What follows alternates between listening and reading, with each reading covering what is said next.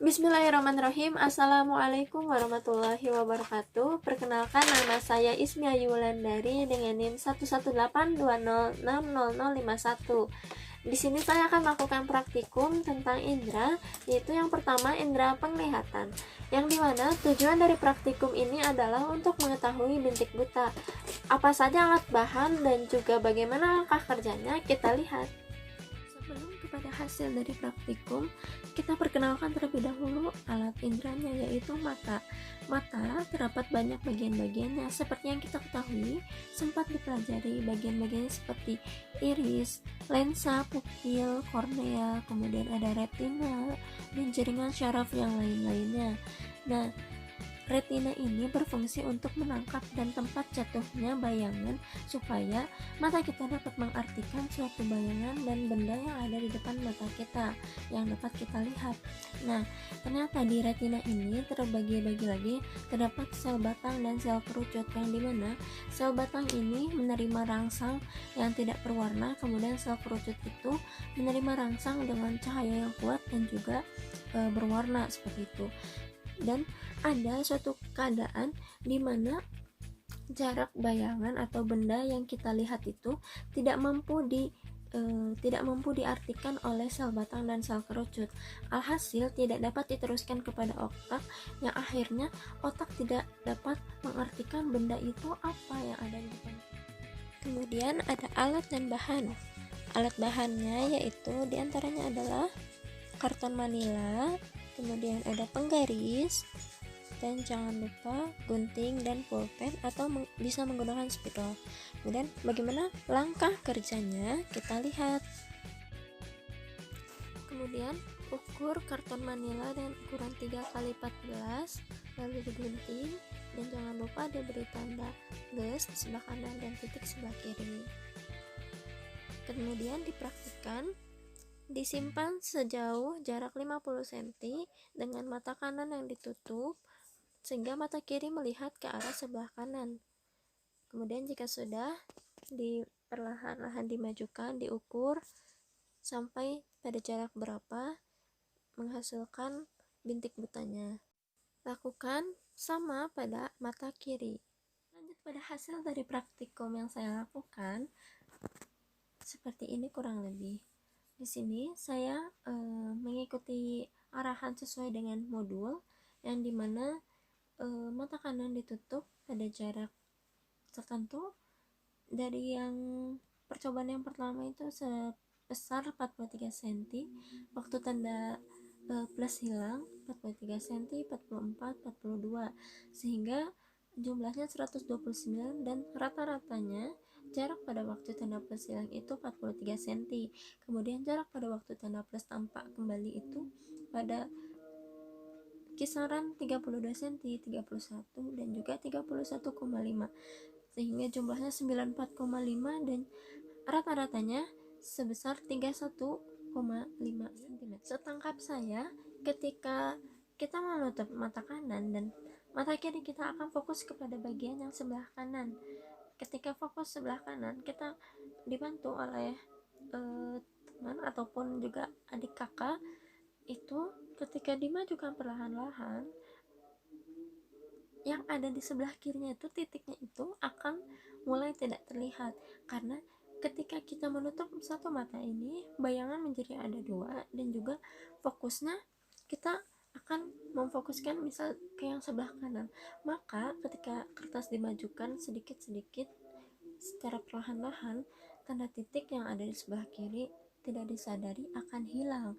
Nah, disinilah letak dari bintik buta tersebut. Jadi bintik buta itu sendiri memiliki pengertian yaitu daerah di retina mata yang merupakan jalur saraf penglihatan menuju ke otak, dan tepat di jalur keluarnya itu tidak terdapat sel yang peka terhadap cahaya. Sehingga lalu lanjut pada bagian pertanyaan. Pertanyaan nomor 1, apa yang dapat kamu katakan tentang tanda plus? Tanda plus di sini digunakan untuk objek ataupun juga patokan untuk kita melakukan praktikum dalam mengetahui adanya bintik buta atau jarak bintik buta yang ada pada mata kita. juga jarak bintik butanya. Kemudian yang kedua, mengapa pada jarak tertentu tanda plus hilang dan pada jarak tertentu lain tambah kembali? Ya, karena itu tadi jarak dari bintik buta ini ketika tanda plus hilang itu artinya tanda plus atau objek plus ini tidak dapat diterima rangsangannya ataupun sinyal-sinyalnya oleh sel batang dan sel kerucut, sehingga sel batang dan sel kerucut tidak dapat meneruskan kepada otak, dan begitupun pada otak tidak akan dapat mengartikan bayangan tersebut itu seperti apa, sehingga dalam jarak tersebut tidak dapat melihat dengan jelas. Ataupun kemudian nomor 3, adakah hubungan peristiwa tersebut dengan peristiwa buta warna? Menurut saya sepertinya tidak ada, karena buta warna ini sebetulnya faktor genetik ya.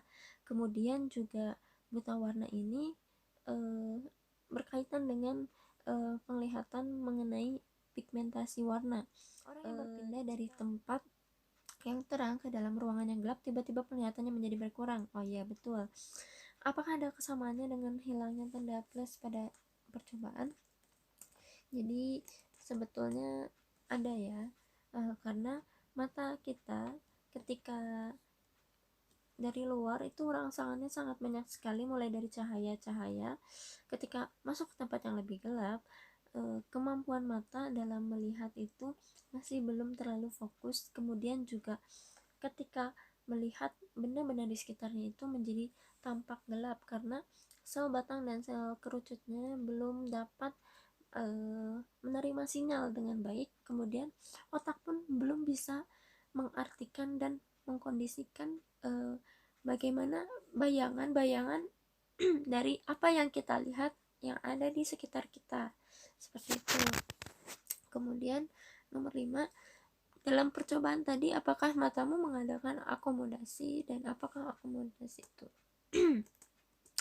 Jawabannya adalah iya, karena akomodasi yang saya pahami yaitu gerakan dari mencakung dan memipihnya otot-otot yang berkontraksi ketika benda didekatkan, maka akan seperti otot itu akan memipih. Nomor 6, orang lanjut usia umumnya memakai kacamata. Jelaskan peranan kacamata tersebut. Pada lanjut usia biasanya mengalami presbiopi atau rabun tua, jadi mengalami rabun dekat dan rabun jauh. Rabun jauh dapat ditolong dengan lensa cakung, rabun dekat dapat ditolong oleh lensa cembung, sehingga menggunakan keduanya. Jadi pada lanjut usia menggunakan kacamata berlensa cekung dan cembung. Mungkin cukup sekian yang dapat saya sampaikan dari hasil praktikum mengenai indera penglihatan dengan tujuan untuk mengetahui adanya bintik buta. Kurang lebihnya saya mohon maaf karena kekurangan datangnya dari saya. Terima kasih atas segala perhatiannya. Wabillahi taufiq wal hidayah. Wassalamualaikum warahmatullahi wabarakatuh. Yaitu praktikum mengenai indera pembau, yang dimana tujuannya adalah untuk mengetahui kepekaan terhadap rasa. Apa saja alat dan bahannya, kemudian bagaimana langkah kerjanya, kita lihat. Alat dan bahan yang digunakan seperti buah apel, tusuk gigi, jahe, dan juga penggaris untuk mengukur supaya sama. Lalu langkah selanjutnya adalah tutup mata dengan penutup. Kemudian perlakuan yang pertama, hidung ditutup, kemudian memakan makanan yang telah dipotong sesuai ukurannya.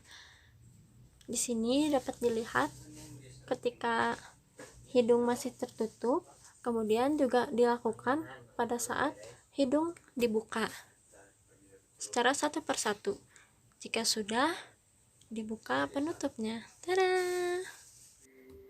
Nah, alhamdulillah praktikum telah dilaksanakan. Ternyata setelah dilakukan praktikumnya, ketika hidung ditutup, saya tidak menggunakan penjepit tapi hanya ditutup saja.